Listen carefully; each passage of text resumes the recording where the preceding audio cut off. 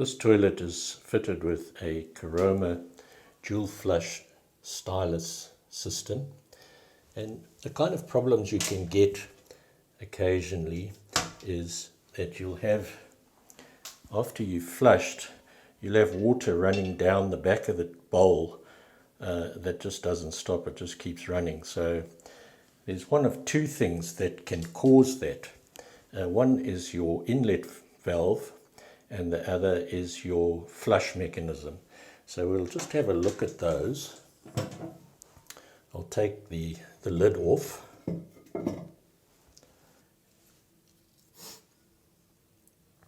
Now this is your flush mechanism. That's a half flush, that's a full flush.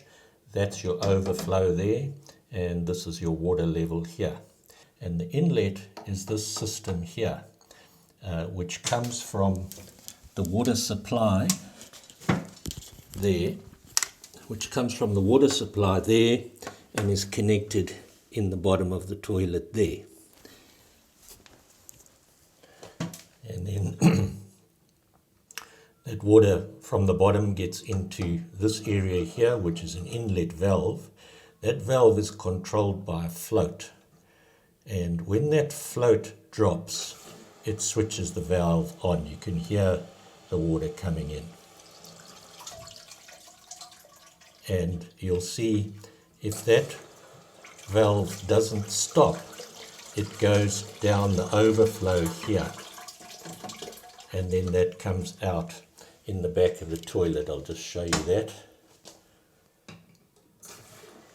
Okay, so it's going in the overflow, and there it's coming out the back of the toilet.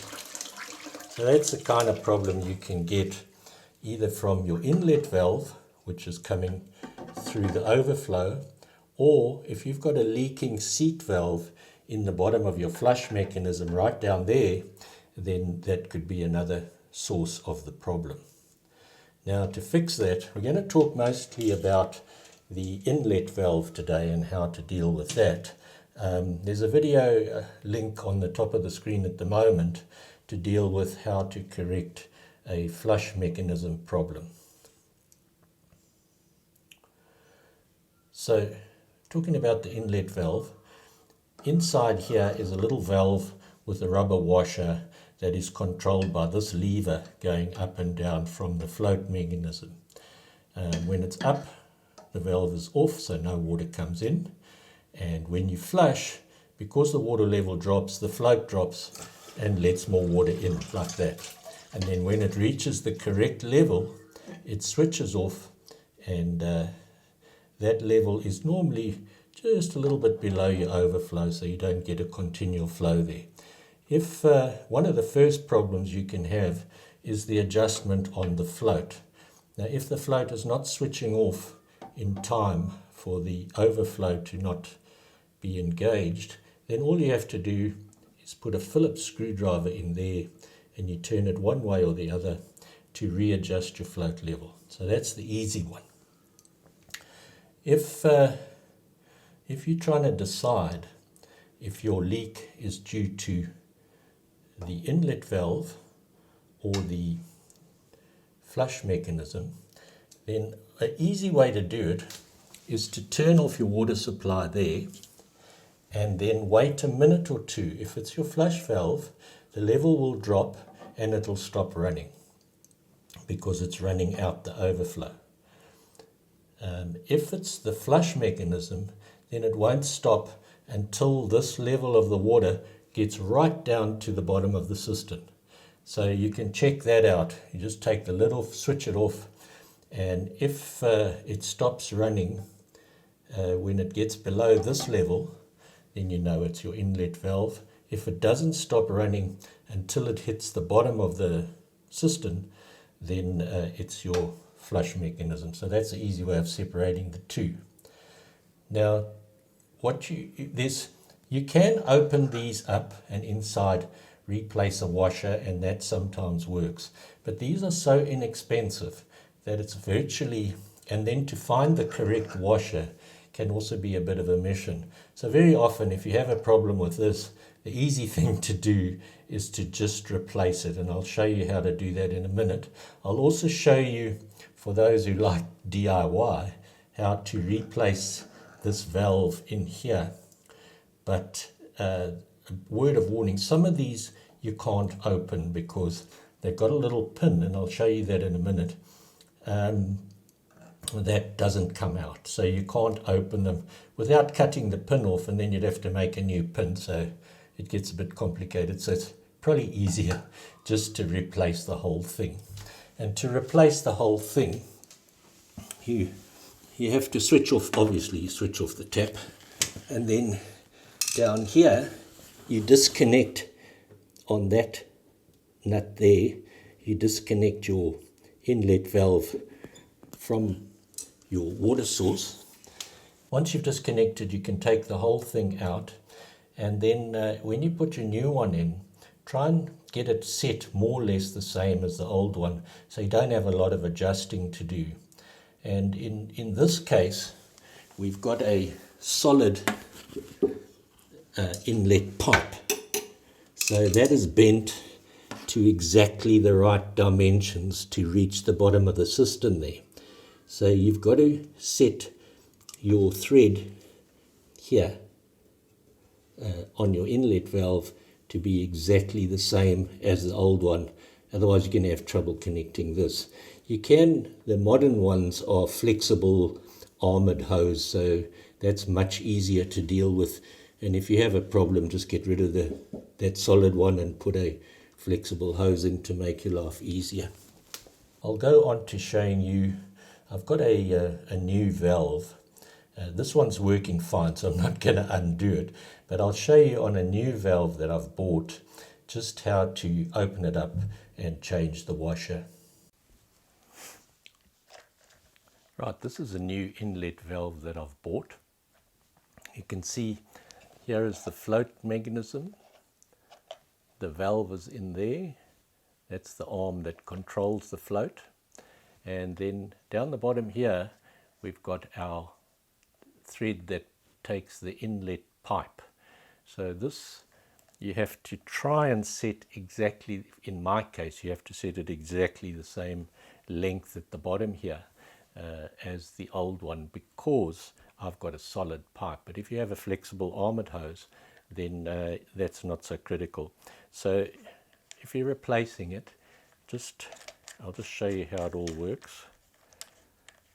This coned washer here fits into the hole in the porcelain cistern. So it comes from the top. Then from the bottom you've got another washer, so your cistern would be there. Then you slip your other washer on and you tighten it with this one until you don't have to make it very tight. That's why these are plastic. Because of this being a rubber washer, it molds to the shape of your cistern, which is important because porcelain holes are not very accurate. So that's how you, if you wanted to replace it, that's how you do it. Now if you wanted to fiddle with the valve in there, I'll show you how to do that. First thing you've got to do is take this little cap off, and the easiest way is just stick a screwdriver in there and pop it off like that. And then I'm going to zoom in a little bit. So here's your arm that's going to your float, and to take that off you've got to take out a little pin. It's difficult to see because everything's white here, but that little pin there, which is a split pin, has to come out. You pull it out that way and then you can lift your float arm off. Now because it's a split pin, I'm going to need a pair of pliers to close the gap in the split like that. And then we just push it through till we get that far. Then you turn it over, and this is the other part of the pin, and we grab that, pull it out, keep it nice and handy. Then we take the arm off like that, and then we've got to take this mechanism off its best. So you turn it anti-clockwise to get it off. So you just put that in there, turn it like that, and then you lift that off.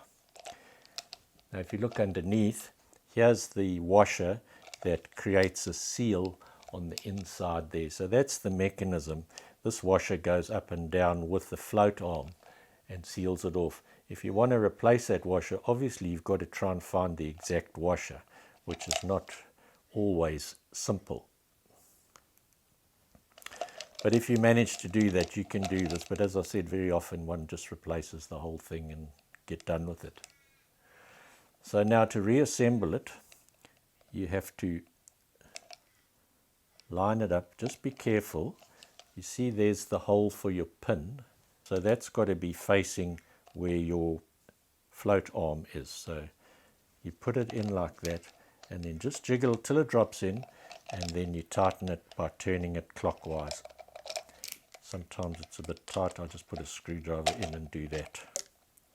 Okay, now we've got to put the float arm back. So you put it, you line up those holes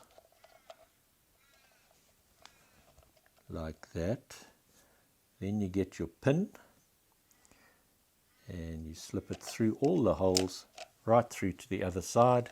Just make sure it's working properly, and then you put the cap back on.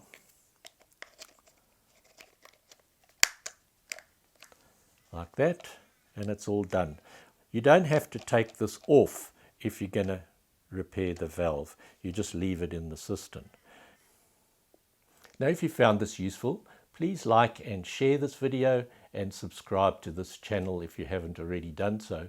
And if you have any comments or questions, we'd love to hear from you. Just scroll right down to the bottom and you'll find the comments section there. Thank you very much for watching. And thank you to Red for not disrupting this video.